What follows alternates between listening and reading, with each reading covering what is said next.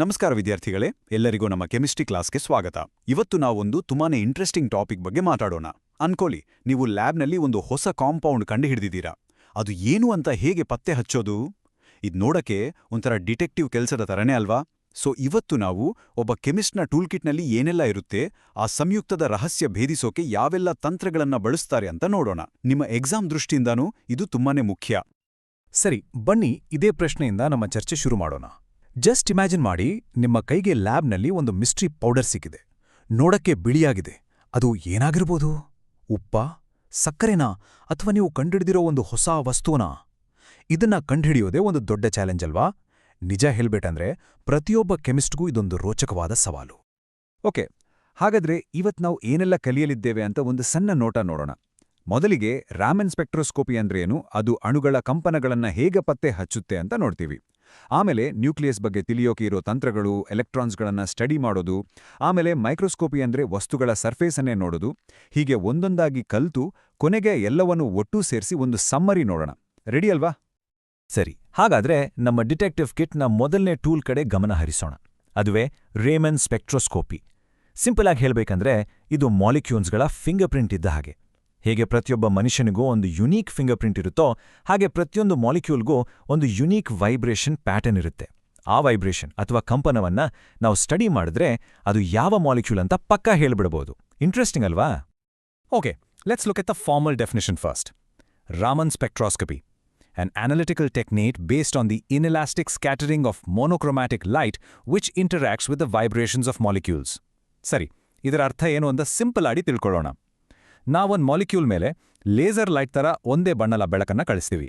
ಆ ಬೆಳಕು ಆ ಮಾಲಿಕ್ಯೂಲ್ ಮೇಲೆ ಬಿದ್ದಾಗ ಅದು ಸುಮ್ಮನೆ ವಾಪಸ್ ಬರೋದಿಲ್ಲ. ಬದಲಿಗೆ ಮಾಲಿಕ್ಯೂಲ್ನ ವೈಬ್ರೇಷನ್ಸ್ ಜೊತೆ ಇಂಟರಾಕ್ಟ್ ಮಾಡಿ ಚದುರುತ್ತೆ. ಈ ಪ್ರೋಸೆಸ್ನಲ್ಲಿ ಬೆಳಕು ತನ್ನ ಸ್ವಲ್ಪ ಎನರ್ಜಿಯನ್ನ ಕಳ್ಕೋಬಹುದು ಅಥವಾ ಮಾಲಿಕ್ಯೂಲ್ನಿಂದ ಸ್ವಲ್ಪ ಎನರ್ಜಿ ಪಡ್ಕೋಬಹುದು. ಈ ಎನರ್ಜಿಯಲ್ಲಿ ಆಗೋ ಸಣ್ಣ ಬದಲಾವಣೆಯನ್ನೇ ನಾವು ಅಳತೆ ಮಾಡೋದು. ಅದೇ ರಾಮನ್ ಸ್ಪೆಕ್ಟ್ರೋಸ್ಕೋಪಿ. ಈ ಟೆಕ್ನಿಕ್ನ ಕೆಲವು ಇಂಪಾರ್ಟೆಂಟ್ ಪಾಯಿಂಟ್ಸ್ ನೋಡೋಣ. ಮೊದಲನೇ ಮತ್ತು ಅತಿ ದೊಡ್ಡ ಅಡ್ವಾಂಟೇಜ್ ಅಂದ್ರೆ ಇದರಲ್ಲಿ ನೀರನ್ನ ಸಾಲ್ವೆಂಟ್ ಆಗಿ ಬಳಸಬಹುದು. ಇದು ಬೇರೆ ಕೆಲವು ಟೆಕ್ನಿಕ್ಗಳಲ್ಲಿ ತುಂಬಾನೇ ಕಷ್ಟ. ಎರಡನೇ ಪಾಯಿಂಟ್, ಒಂದು ಮಾಲಿಕ್ಯೂಲ್ ರಾಮನ್ ಸ್ಪೆಕ್ಟ್ರಮ್ ಕೊಡಬೇಕು ಅಂದ್ರೆ ಅದು ವೈಬ್ರೇಟ್ ಆಗಬೇಕಾದ್ರೆ ಅದರ ಪೊಲರೈಸಬಿಲಿಟಿ ಚೇಂಜ್ ಆಗಬೇಕು. ಅಂದ್ರೆ ಏನು, ಅದರ ಎಲೆಕ್ಟ್ರಾನ್ ಕ್ಲೌಡ್ನ ಶೇಪ್ ಬದಲಾಗಬೇಕು. ಇನ್ನು ಸ್ಟೋಕ್ಸ್ ಮತ್ತೆ ಆಂಟಿ ಸ್ಟೋಕ್ಸ್ ಲೈನ್ಸ್ ಬಗ್ಗೆ ಮಾತಾಡೋದಾದ್ರೆ, ಲೈಟ್ ಎನರ್ಜಿ ಕಳ್ಕೊಂಡ್ರೆ ಅದನ್ನ ಸ್ಟೋಕ್ಸ್ ಸ್ಕ್ಯಾಟರಿಂಗ್ ಅಂತೀವಿ, ಎನರ್ಜಿ ಪಡ್ಕೊಂಡ್ರೆ ಆಂಟಿ ಸ್ಟೋಕ್ಸ್ ಅಂತೀವಿ. ಇದರಿಂದ ಆ ಮಾಲಿಕ್ಯೂಲ್ನ ಎನರ್ಜಿ ಲೆವೆಲ್ಸ್ ಬಗ್ಗೆ ನಮಗೆ ಒಳ್ಳೆ ಐಡಿಯಾ ಸಿಗುತ್ತೆ. ಹಾಗಾದ್ರೆ ಈ ಮಾಲಿಕ್ಯುಲಾರ್ ಫಿಂಗರ್ ಪ್ರಿಂಟಿಂಗ್ ಟೆಕ್ನಿಕ್ನಿಂದ ಏನೆಲ್ಲ ಉಪಯೋಗ? ಇದನ್ನ ಹೆಚ್ಚಾಗಿ ಮೆಟಲ್ ಲಿಗಂಡ್ ಅಂದ್ರೆ ಎಂಎಲ್ ಬಾಂಡ್ಗಳನ್ನು ಸ್ಟಡಿ ಮಾಡೋಕೆ ಬಳಸ್ತಾರೆ. ಅಷ್ಟೇ ಅಲ್ಲ, VO4 3- ತರದ ಕಾಂಪೌಂಡ್ಗಳಲ್ಲಿ ಮೆಟಲ್ ಆಕ್ಸಿಜನ್ ಅಂದ್ರೆ MO ಬಾಂಡ್ಗಳನ್ನು ಅನಲೈಸ್ ಮಾಡೋಕ್ಕೂ ಇದು ಹೆಲ್ಪ್ ಆಗುತ್ತೆ. ಜೊತೆಗೆ ಆರ್ಗ್ಯಾನಿಕ್ ಕೆಮಿಸ್ಟ್ರಿಯಲ್ಲಿ ಡಬಲ್ ಬಾಂಡ್ ಇರೋ ಕಾಂಪೌಂಡ್ಗಳನ್ನು ಪತ್ತೆ ಹಚ್ಚೋಕೆ ಮತ್ತೆ ಸ್ಟ್ರಾಂಗ್ ಆಸಿಡ್ಗಳ ಡಿಸೋಸಿಯೇಷನ್ ಕಾನ್ಸ್ಟೆಂಟ್ಗಳನ್ನು ಕಂಡುಹಿಡಿಯೋಕ್ಕೂ ಇದೊಂದು ಪವರ್ಫುಲ್ ಟೂಲ್. ಸರಿ, ಇಲ್ಲಿವರೆಗೂ ನಾವು ಮಾಲಿಕ್ಯೂಲ್ಗಳ ವೈಬ್ರೇಷನ್ ಬಗ್ಗೆ ನೋಡಿದ್ವಿ. ಈಗ ಇನ್ನಷ್ಟು ಆಳಕ್ಕೆ ಹೋಗೋಣ. ಒಂದು ಆಟಮ್ನ ಹೃದಯ ಭಾಗಕ್ಕೆ, ಅಂದ್ರೆ ಅದರ ನ್ಯೂಕ್ಲಿಯಸ್ಗೆ ಹೋಗೋಣ. ನಮ್ಮ ಮುಂದಿನ ಟೂಲ್ಸ್ ನ್ಯೂಕ್ಲಿಯಸ್ನ ಒಳಗಡೆ ಇಣುಕಿ ನೋಡಕ್ಕೆ ನಮಗೆ ಸಹಾಯ ಮಾಡುತ್ತವೆ. Let's read the definition. Merce power spectroscopy, a technique based on the recoilless emission and absorption of gamma by gamma radiation by an atomic nucleus. Okay, ಇದರಲ್ಲಿ recoilless ಅನ್ನೋ ಪದ ತುಂಬಾನೇ ಮುಖ್ಯ. ಇದರ ಅರ್ಥ ಏನು? ಯೋಚನೆ ಮಾಡಿ, ನೀವೊಂದು ಗನ್ನಿಂದ ಶೂಟ್ ಮಾಡಿದ್ರೆ ಗನ್ ಹಿಂದಕ್ಕೆ ಜಗ್ಗುತ್ತೆ ಅಲ್ವಾ? ಅದನ್ನೇ ರೀಕಾಯಿಲ್ ಅನ್ನೋದು. ಆದರೆ ಈ ಟೆಕ್ನಿಕ್ನಲ್ಲಿ ಒಂದು ನ್ಯೂಕ್ಲಿಯಸ್ ಗಾಮಾ ರೇಡಿಯೇಷನ್ನ ಹೀರ್ಕೊಂಡಾಗ ಅಥವಾ ಹೊರಹಾಕಿದಾಗ ಅದು ಹಾಗೆ ಹಿಂದಕ್ಕೆ ಜಗ್ಗೋದಿಲ್ಲ. ಈ ರೀಕಾಯಿಲಸ್ ಪ್ರಾಸೆಸ್ನಿಂದಾಗಿಯೇ ನಮಗೆ ಆ ನ್ಯೂಕ್ಲಿಯಸ್ನ ಸುತ್ತಮುತ್ತಲಿನ ಎನ್ವೈರ್ಮೆಂಟ್ ಬಗ್ಗೆ ತುಂಬಾನೇ ನಿಖರವಾದ ಮಾಹಿತಿ ಸಿಗುತ್ತೆ. ಈ ಟೆಕ್ನಿಕ್ ಎಲ್ಲದಕ್ಕೂ ಅಪ್ಲೈ ಆಗಲ್ಲ. ಇದು ತುಂಬಾನೇ ಸ್ಪೆಸಿಫಿಕ್. ಇದನ್ನ ಹೆಚ್ಚಾಗಿ ಕೇವಲ ಕೆಲವು ಐಸೋಟೋಪ್ಗಳ ಮೇಲೆ ಮಾತ್ರ ಬಳಸೋಕೆ ಸಾಧ್ಯ. ಅದರಲ್ಲೂ ಮುಖ್ಯವಾಗಿ ಐರನ್ 57 ಮತ್ತೆ ಟಿನ್ 118. ಈ ಎರಡು ಎಲಿಮೆಂಟ್ಗಳ ಕಾಂಪೌಂಡ್ಗಳನ್ನು ಸ್ಟಡಿ ಮಾಡೋಕೆ ಇದು ಬೆಸ್ಟ್. ನಾವು ಹೇಳಿದಾಗೆ ಇದು ಮೋಸ್ಬೌರ್ ಎಫೆಕ್ಟ್ ಅನ್ನೋ ಪ್ರಿನ್ಸಿಪಲ್ ಮೇಲೆ ಕೆಲಸ ಮಾಡುತ್ತೆ. ಇದರಿಂದ ಬರೋ ಗ್ರಾಫ್ ನಾವು ಗಾಮಾ ರೇ ಸೋರ್ಸ್ನ ವೆಲಾಸಿಟಿಯನ್ನ ಚೇಂಜ್ ಮಾಡಿದಾಗ ಇಂಟೆನ್ಸಿಟಿ ಹೇಗೆ ಬದಲಾಗುತ್ತೆ ಅಂತ ತೋರಿಸುತ್ತೆ. ಇಲ್ಲಿ ನೋಡಿ, ಇದೇ ಒಂದು ಟಿಪಿಕಲ್ ಮೋಸ್ಬೌರ್ ಸ್ಪೆಕ್ಟ್ರಮ್. ನೀವು ನೋಡ್ಬೋದು, ನಾವು ವೆಲಾಸಿಟಿಯನ್ನ ಬದಲಾಯಿಸ್ತಾ ಹೋದ ಹಾಗೆ ಒಂದು ಪರ್ಟಿಕ್ಯುಲರ್ ವೆಲಾಸಿಟಿಯಲ್ಲಿ ಇಂಟೆನ್ಸಿಟಿ ಥಟ್ಟಂತ ಕೆಳಗೆ ಬೀಳುತ್ತೆ. ಈ ಡಿಪ್ ಏನನ್ನ ಸೂಚಿಸುತ್ತೆ ಅಂದ್ರೆ ಆ ವೆಲಾಸಿಟಿಯಲ್ಲಿ ಗಾಮಾ ರೇ ಕರೆಕ್ಟಾಗಿ ಅಬ್ಸಾರ್ಬ್ ಆಗಿದೆ ಅಂತ.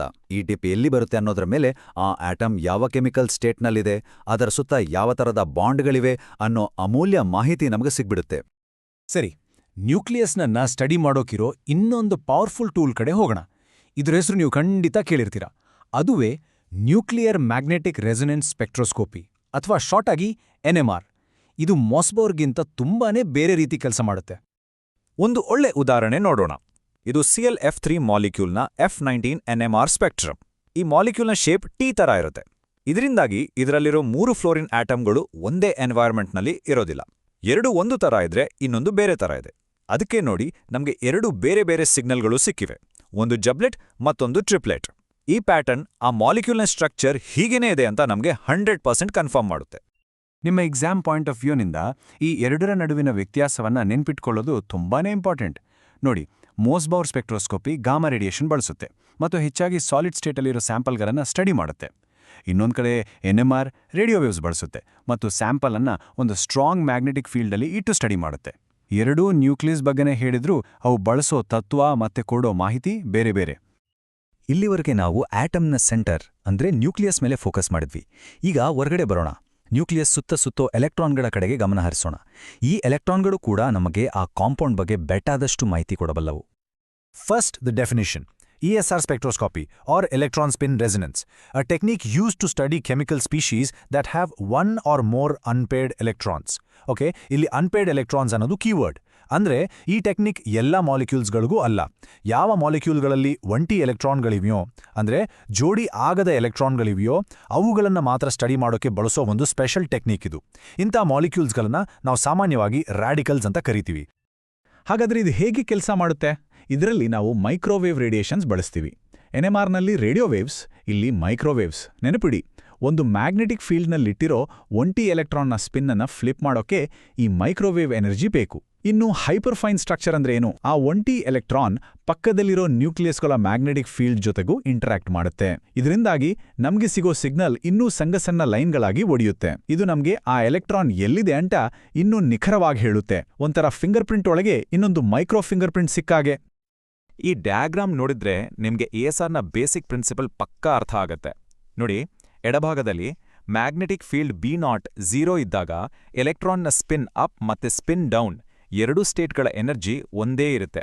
ಆದರೆ ನಾವು ಮ್ಯಾಗ್ನೆಟಿಕ್ ಫೀಲ್ಡ್ ಅಪ್ಲೈ ಮಾಡಿದ ತಕ್ಷಣ ಬಲಭಾಗದಲ್ಲಿ ನೋಡಿ ಆ ಎನರ್ಜಿ ಲೆವೆಲ್ಗಳು ಸ್ಪ್ಲಿಟ್ ಆಗಿವೆ. ಈಗ ನಾವು ಸರಿಯಾದ ಫ್ರೀಕ್ವೆನ್ಸಿಯ ಮೈಕ್ರೋವೇವ್ ಕಳಿಸಿದ್ರೆ ಎಲೆಕ್ಟ್ರಾನ್ ಕೆಳಗಿನ ಲೆವೆಲ್ನಿಂದ ಮೇಲಿನ ಲೆವೆಲ್ಗೆ ಜಿಗಿಯುತ್ತೆ.